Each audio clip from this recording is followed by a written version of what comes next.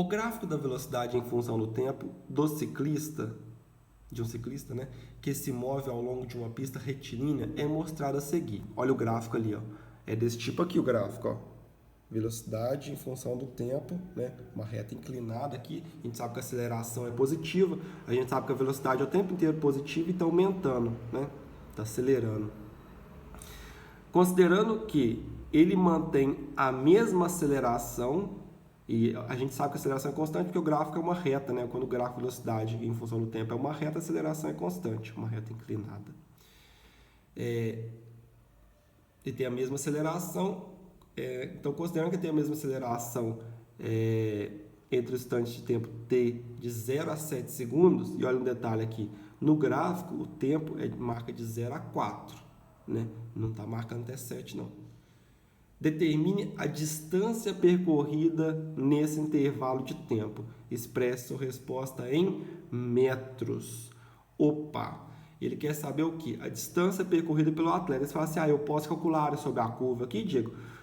Poderia. Poderia se tivesse pedido no instante de 0 a 4 segundos. Mas como pede de 0 a 7, você ia ter que prolongar essa reta aqui mais.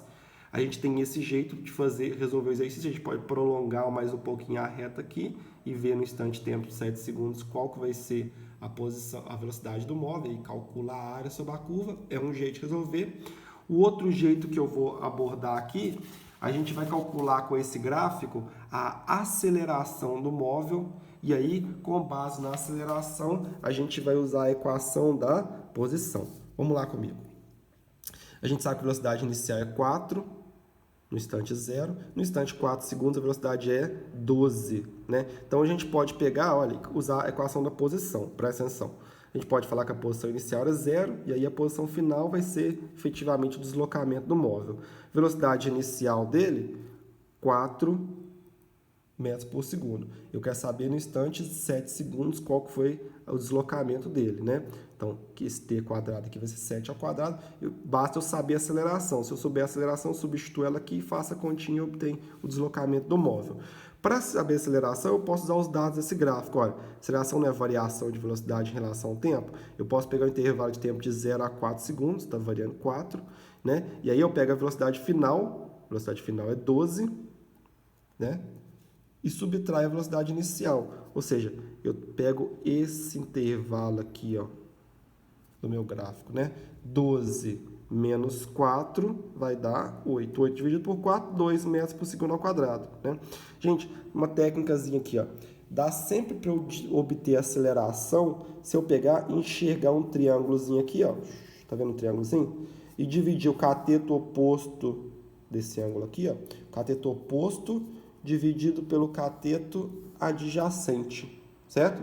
E aí, se eu fizer isso, olha, o cateto oposto aqui tem um tamanho de 12 menos 4, que é 8. O cateto adjacente aqui tem um tamanho de 0 a 4, tá valendo 4. 8 por 4, né? Vai me dar aceleração. E aí eu substituo aqui, ó, aceleração vale 2, pode simplificar, né? Então vamos fazer essa continha aqui, como é que vai ficar? 0 aqui não importa, 4 vezes 7, 28, mais, aqui vai dar 1, né? Então não importa pra gente, 7 ao quadrado é 7 vezes 7, que vai dar 49, 28 mais 49, 77 metros, esse é o deslocamento desse móvel, beleza? Bom, fica de dever de casa esse exercício aqui, ó. E aí, nesse exercício, vai te pedir para calcular a aceleração, calcula exatamente como a gente calculou aqui, e o deslocamento, nesse caso, o deslocamento você pode calcular pela área do triângulo, certo? Vai ter esse exercício aqui também para casa, façam-no, por favor. Nesse aí você pode calcular o deslocamento pela área sobre a curva também. E agora a gente vai continuar a matéria, né? Falando agora do gráfico posição em função do tempo. Olha, antes eu vou pegar e vou ensinar uma técnicazinha para vocês relacionarem a velocidade no gráfico posição em função do tempo em qualquer movimento, né? Seja no MRU, MRUV ou no movimento além. Primeiro a gente tem que lembrar do conceito de reta tangente e reta secante. Olha aqui, supõe uma curva, né? Uma reta secante é uma reta que corta a curva em mais de um ponto. certo? Nesse caso aqui, ó, a reta está tocando 2 pontos da curva, então é uma reta secante. Se eu pegar e alinhando essa reta aqui, ó, vai alinhando com a curva, vai chegar um momento onde eu vou traçar uma reta que ela vai tocar a curva só em um ponto. A gente chama essa reta de reta tangente. Então a reta tangente é a reta que toca a curva só em um ponto, beleza? Supõe um gráfico aqui, ó, de posição em função do tempo, né? E o movimento é isso aqui, ó. É o seguinte, galera, essas retas tangentes aqui, ó, em relação à curva, eles vão me dar nesses pontos uma associação para velocidade. Como assim, Diego? Da seguinte forma, olha, a reta tangente à curva, ela vai fazer um ângulo em relação à horizontal. Sempre. Aqui esse ângulo aqui é um pouco negativo, né? Para baixo do eixo horizontal, mas quase zero. Esse ângulo aqui, né? Quanto maior o ângulo em relação à horizontal, maior dessas retas tangentes aqui, maior será a velocidade do móvel. Então, presta atenção. Aqui, ó, eu tenho um ângulo maior que esse, certo? Então, quer dizer, a velocidade do móvel nesse instante aqui é maior que a velocidade do móvel nesse instante.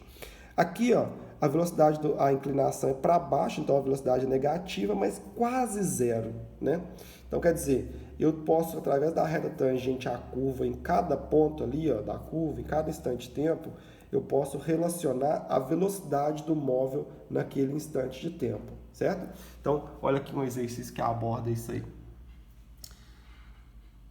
Um carro está andando ao longo de uma estrada reta e plana.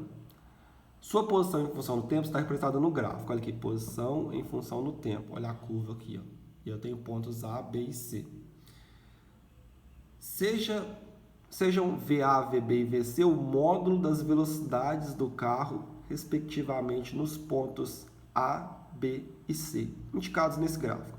Com base nessas informações, é correto afirmar que, em relação às velocidades, olha, qual que é maior que qual? Olha aqui, se eu pegar aqui, ó, a reta tangente ao gráfico nesse ponto é essa aqui, ó. Nesse ponto B é essa aqui. Nesse ponto C é essa aqui, ó.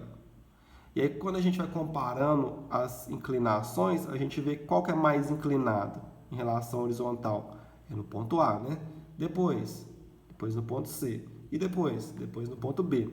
No ponto B, inclusive, é até horizontal. Olha, quando a reta tangente à curva é horizontal, a velocidade do móvel é zero. Então, velocidade em A, a gente sabe que é maior que a velocidade em B, que a velocidade maior que em B e maior que C também, né? Mas se for pegar em ordem, eu sei que a inclinação aqui é maior que a inclinação aqui, que é maior que a inclinação aqui. Ou seja, velocidade em A é maior que a velocidade em C, que é maior que a velocidade em B, que inclusive é zero, né? Porque a reta é horizontal, a reta tangente à curva nesse ponto é horizontal.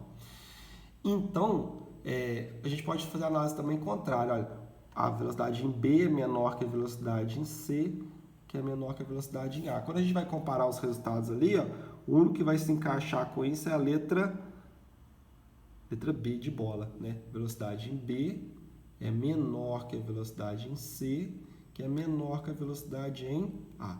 Só olhando pela inclinação da reta tangente em relação